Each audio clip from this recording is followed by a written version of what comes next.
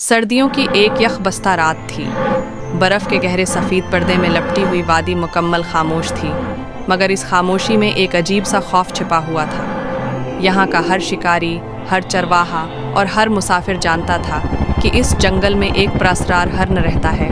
वो हर्न जो आम नहीं था, ये हर्न हमेशा तन्हा रहता था। उसकी आंखों में एक उदासी और जिस्म पर एक अजीब सी स्याह लान थी। जहाँ वो जाता, उसके जिस्म पर हजारों कीड़े चिपक जाते, जैसे वो उस पर राज करते हों। ये कीड़े उसके खून पर नहीं बल्कि उसकी रूह पर पलते थे।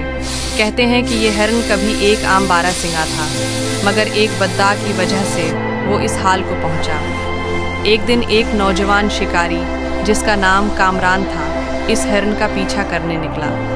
वो इस लानत की हकीकत जानना चाहता था। जब उसने हिरन को बर्फीले मैदान में देखा तो उसके जिस्म पर रेंगते हुए हशरात को देखकर वो कांप गया। हिरन ने उसकी तरफ देखा और उसकी आंखों में एक फरियाद थी, जैसे वो मदद मांग रहा हो। कामरान ने अपनी बंदूक नीचे रख दी और हिरन के करीब गया। जैसे ही उसने हाथ बढ़ाया, एक गिरजदार आवाज़ आई, जो इस लानत को तोड़ेगा उसे उसका खमियाजा भुगतना पड़ेगा।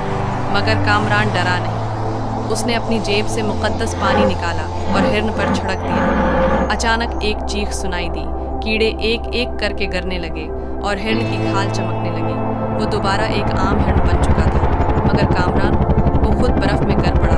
कहते हैं कि इस दिन के बाद जंगल में एक और मखलूक देखी गई, जो हमेशा अंधेरे में छिपी रहती थी। वो कामरान था, जो अब खुद उस लांत का शिकार हो चुका था, और तब से वो हिरन आज़ाद था, मगर जंगल में एक नई बदरूह भटक रही थी।